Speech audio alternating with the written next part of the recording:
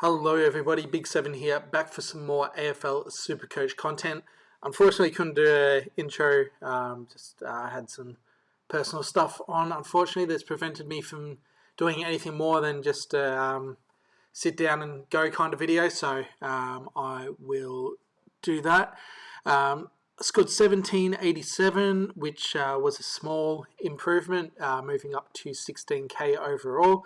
It really felt like a lot of teams scored around about that range, unless you had like Isaac Heaney, who went berserk. I told Grundy faders that they might need to get behind the couch, and unfortunately the big man was managed, and it was in fact me hiding behind the couch, not wanting to watch Isaac Heaney. So yeah, it's funny how quickly things can change in this game. But yeah, to move up with Grundy out and quite a few on bye, we'll take that.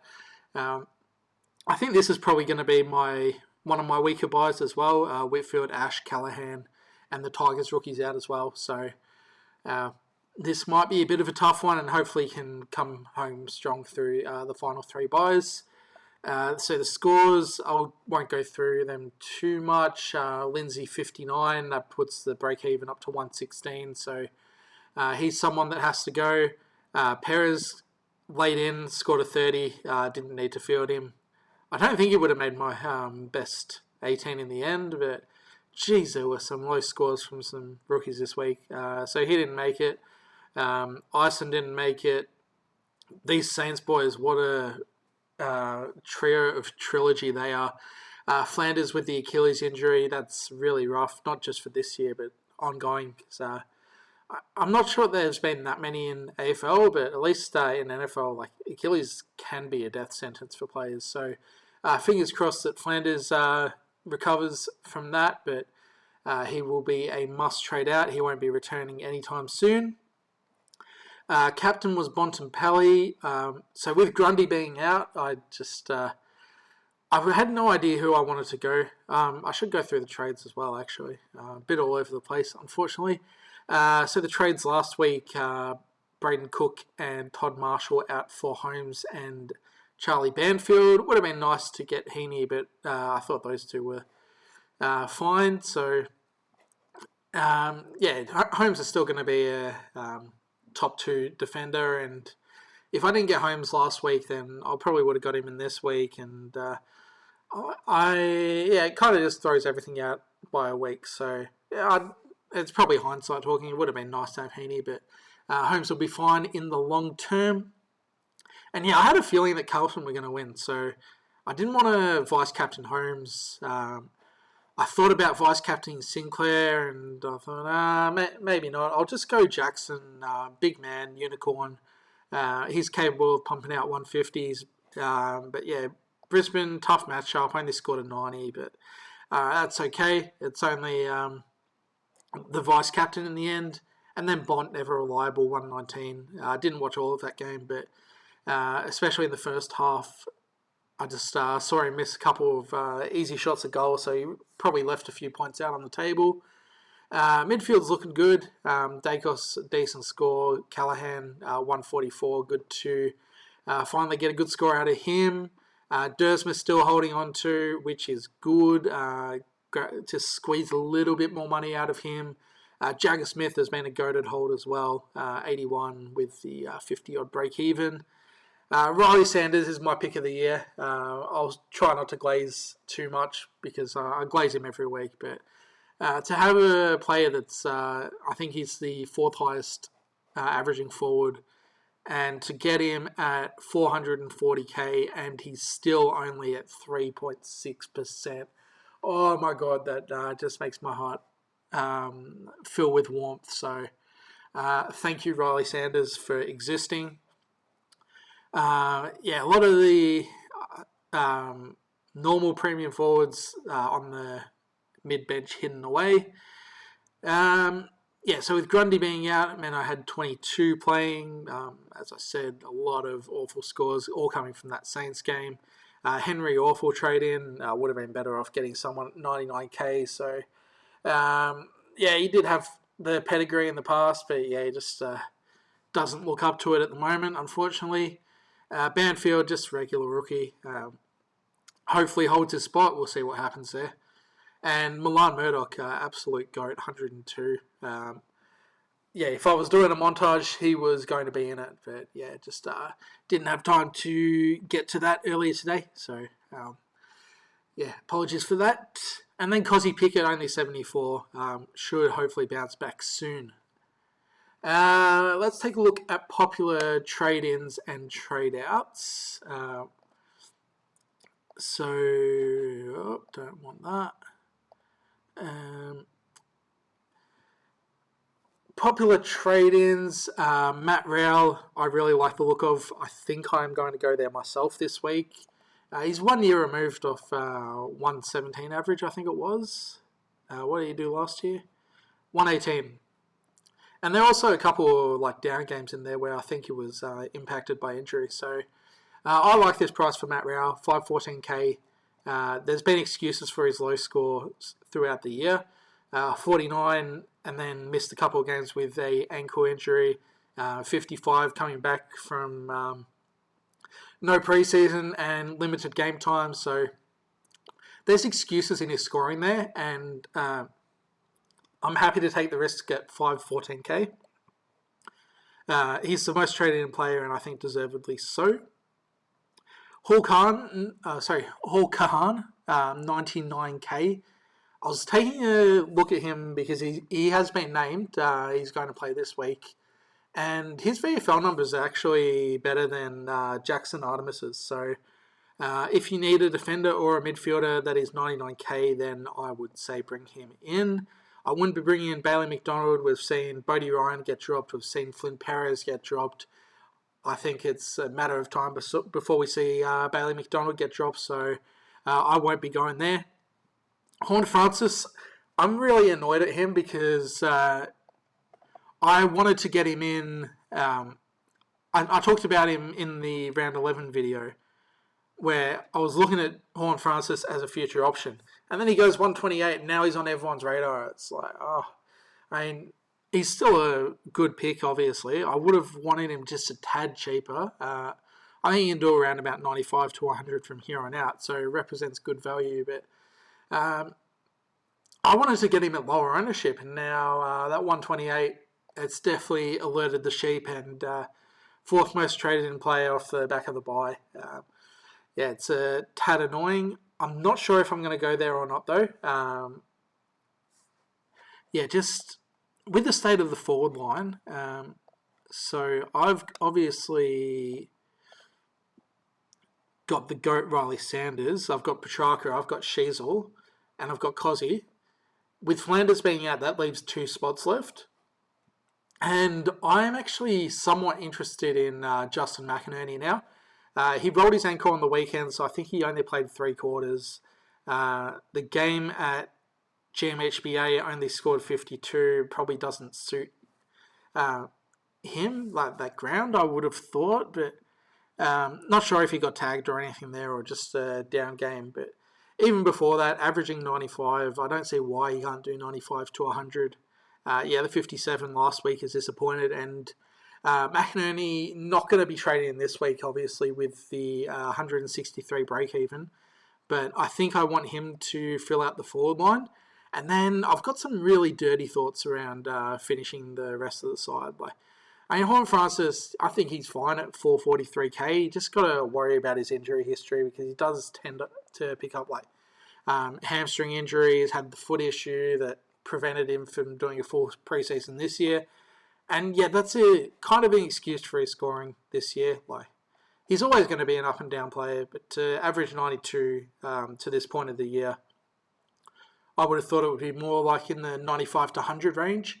So it's really just the injury history that holds me back. The foot issues could flare up. Hamstrings, he's done those in the past. And Port Medicos have been pretty sketchy in the past couple of years. So I think he's a fine pick. I'm strongly considering fading him though, after saying that I wanted to get him in round 11. Just because I want to fade everyone else, really. There are concerns around him. I think I would have paid 430, but 440, it's kind of bordering on a little bit of value, but close-ish to fair price. I don't know. maybe I just want to be different. But yeah, it's just getting Matt Rowell as well already. I'm at the point of the season where 16k. Having Sanders every week is like the best feeling. But I want to find another one of those picks. So I'm not sure if it's going to. I think the forward line is probably the place to do it as well. Zach Bailey, 10% owned, all the way down to 438k. He's another one that I could go for down the track. Scoring's been up and down. I think the role's been a bit up and down as well. But yeah, Brisbane's midfielders just don't look great this year. And yeah, Bailey's doing all right. So, and in a contract year as well, which is a big thing for player performance. So, yeah, I don't mind him. Took. Are we being too harsh on Took? Like, only averaging 96 last year, but averaged 108. Sorry, averaging 96 this year, but averaged 108 last year. Can he flick the switch and get back to that 100 to 105 scoring? There's definitely potential there. The break even 122. So, people are bringing him in this week, which I don't think I would be doing with the high break even. I understand if you need a forward. I would just wait a week though. See how the forward landscape eventuates, and even outside of those guys, like someone like a Murphy Reed is interesting if he goes down to like 400k. Sam Durham was scoring all right until he got injured against Richmond. So I think he got the midfield role in between the Collingwood and Brisbane games and went 102, 106, 60 and then 16. So he's definitely looming as like a cheapie for F6 and maybe even an F7 position. The other one that kind of I'm interested in is Riley Thilthorpe, 340k, break even 81. His scoring has been awful this year. But he also, I think he came into the season underdone and just hasn't looked the part this week. So, this year, sorry. So yeah, I'm heavily considering going like McInerney as a F5 and then probably going to try and nail like a couple of these like Durham, Thilthorpe, or even, see who else has like a role change or someone like that. Even McKercher, I think, is 440k, 400k. Yeah, 401k. So, is there a chance that he gets pushed back into the back line after the bye? Could happen. I brought him in around this time last year at around about the same price, and he was great down the stretch. So, for that reason, I think I'm going to fade Horn Francis and hope I can pick someone up that can do similar to him without the injury risk. LDU, I've hated on this pick all year, but it's time to give the guy his flowers. Scoring has been really good. The thing that's probably stood out to me over the last few weeks is he's actually doing those defensive efforts. I think against Gold Coast there was, I think it was Matt Rowell who was streaming out of the square, and LDU was 3 steps behind him.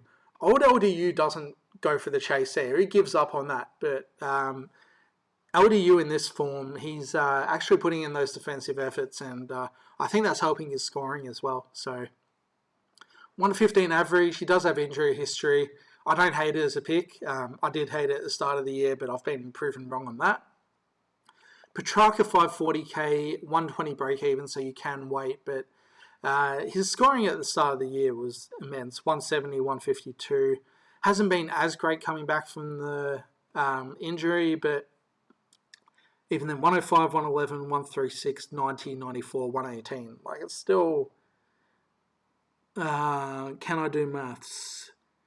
It's probably around 107 or something like that.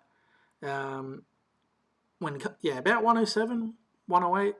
Coming back from the injury, so at 540k, he's going to be someone that people have to get in sooner rather than later. Isaac Heaney, I would have traded him in last week if you wanted him. 604k. Now he's 606k, having played Richmond, got a bye coming up. Saints, he probably gets some Windhager attention. God, I hate saying that name after enduring 8 weeks of him, or however long it was. But yeah, probably cops a tag. Has the bye coming up soon. I think I'm just going to let Heaney go for the year, unfortunately. But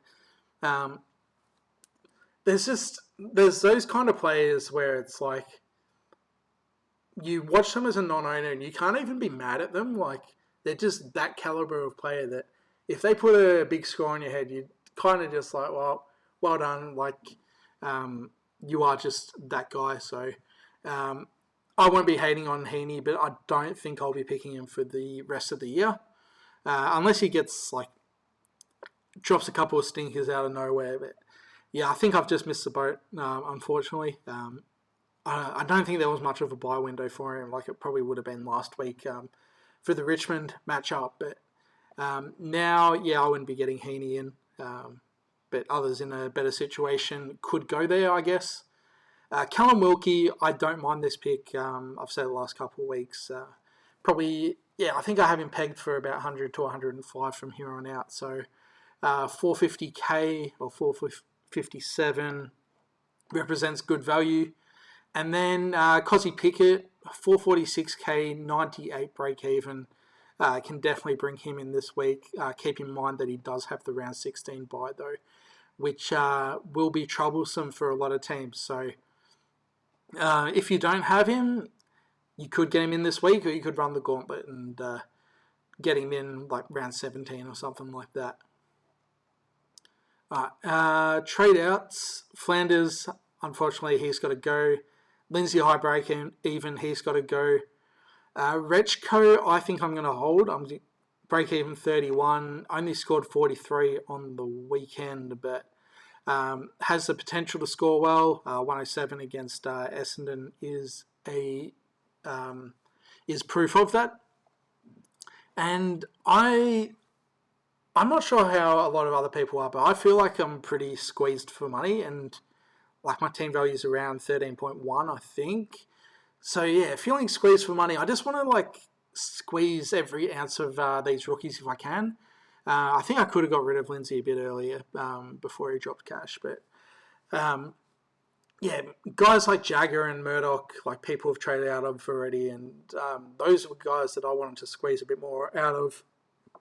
And Rechko, and I understand that there aren't a lot of people that need to be traded out, but yeah, I want to hold him. Hopefully, he can 30 break even. If he scores a 70, he makes another 20 odd K. So I guess it really depends on how your team is sitting.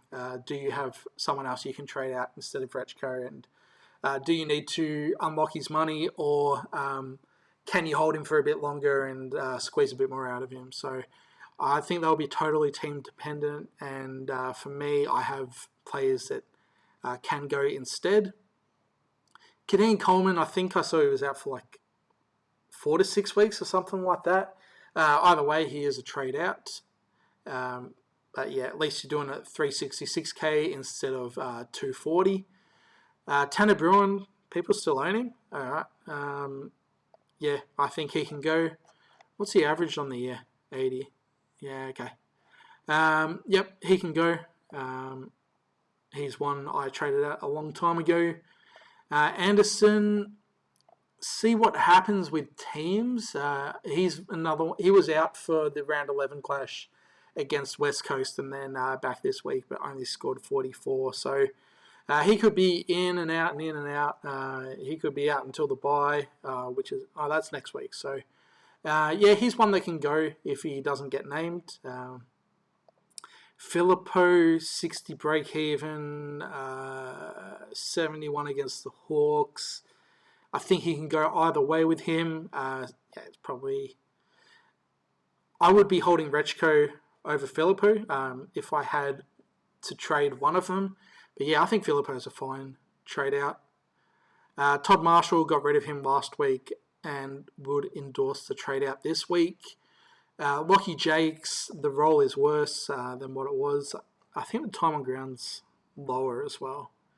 Yeah, only 80 minutes against Collingwood. So, and yeah, he's playing more wing rather than halfback these days. So Jakes can go, and then Will Edwards, 55 break even. Probably going to score around the 40s and 50s. This is a tough one because he hasn't made a lot of money. He's only gone up to 208k. Does that really do a lot for your team?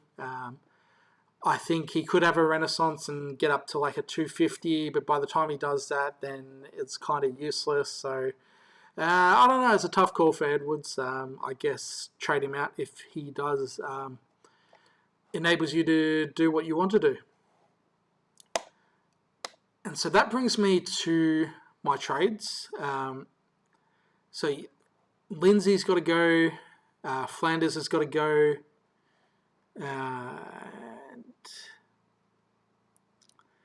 And I forgot who else I was trading out. I think I was going to get rid of Lombard, which it's not ideal. 30 break even, not on the buy this week. But I think I need to get this 290k, if I remember correctly. That enables me to get 2 premiums and a rookie. The rookie is going to be Hall Kahan. Good VFL numbers. Yes, I did have that up.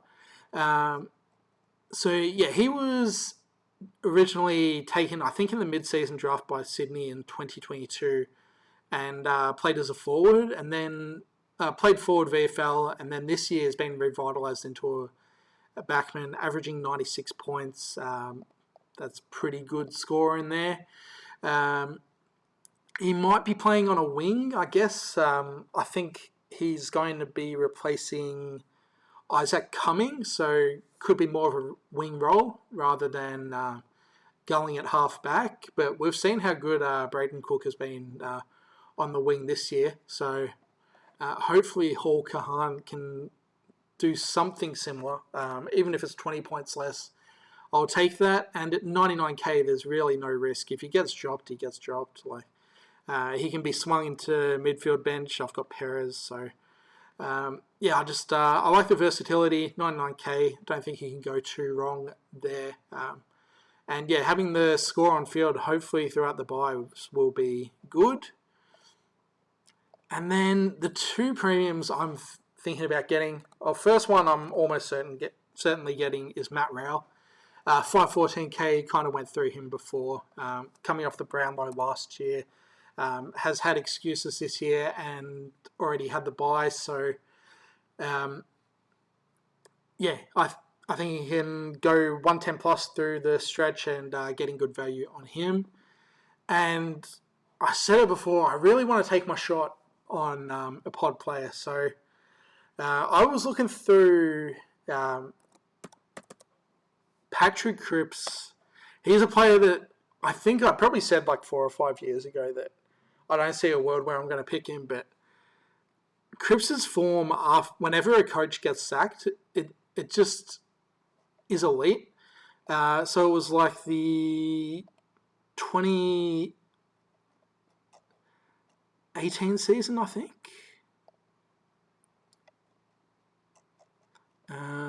When did David Teague get sacked? It was probably 19. It was definitely a bad year.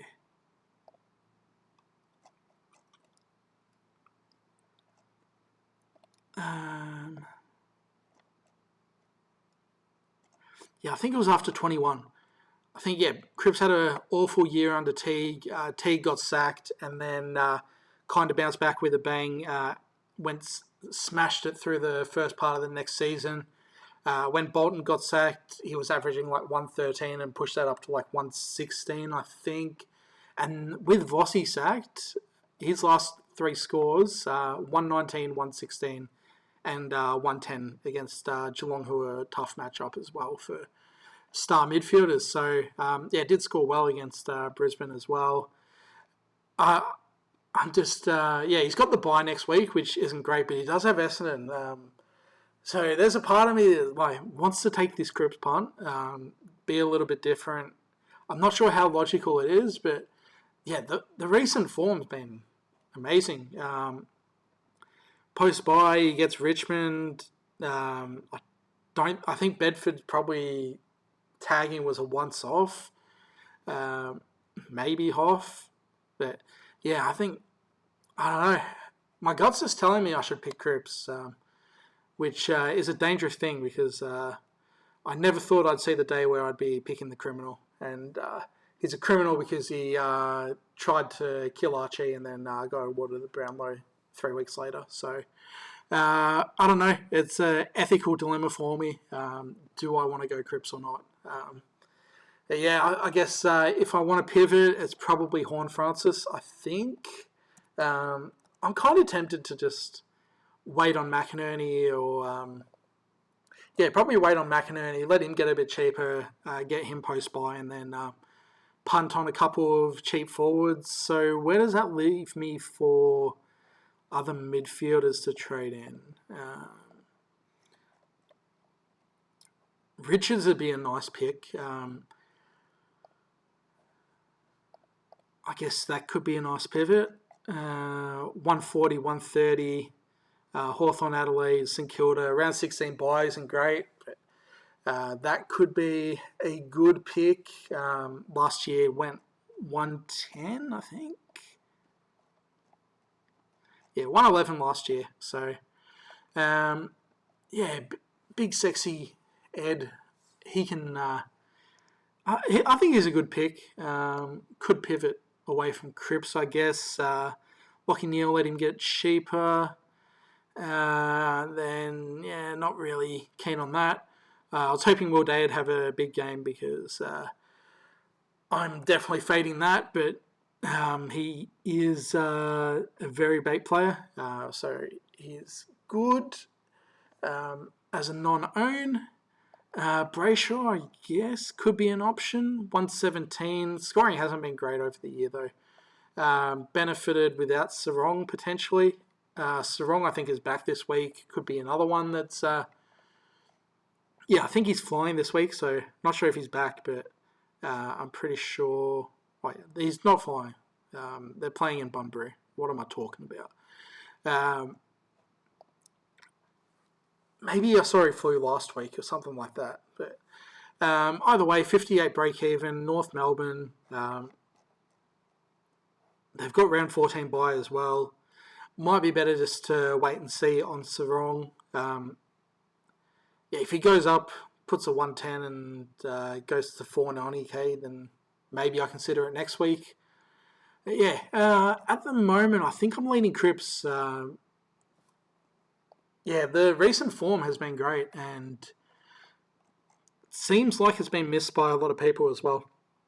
87 people traded in. Oh, that is sexy. I think it's probably Cripps or Richards. How many have traded that in?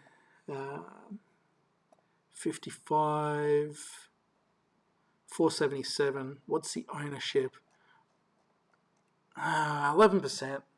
Yeah, I don't mind Ed as well. I'll probably toss up between the two and see what I land on. I'll chuck in Ed for now. Leaves me 500 cash in the bank. And then let's optimize and then change shit. I think that looks okay. Grundy should be playing this week though. So White.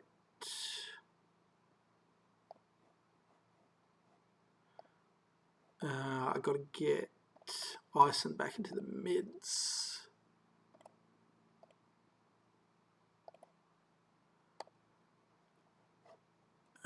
Is there... That's a pretty deep forward line this week. So I guess what I can do... Do I have more faith in Jackson or more faith in Sherry?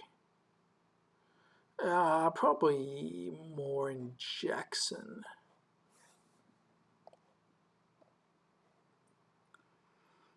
But I don't have faith in these guys, actually. Never mind. I was thinking I could do something smart with, like, Sherry emergency, and then I don't know if he scores 40, then I guess I'll like swap Grundy with White, and then put one of these forwards in the flex. But yeah, it's probably a bit of an edge case.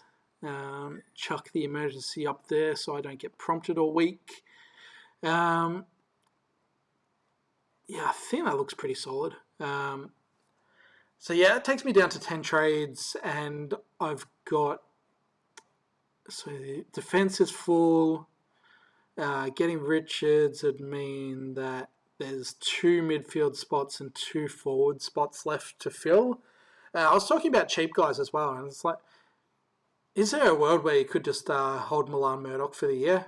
I think it's probably slim, but it's definitely a possibility. So Murdoch is like a F7, and he's capable of putting up good scores. So I love the kid. But yeah, he's probably not going to be a season keeper. But imagine if I could do like a Murdoch to like someone like Durham and pocket 50k. That I reckon that'd be a good move in a few weeks. But we'll see how the scoring and stuff goes.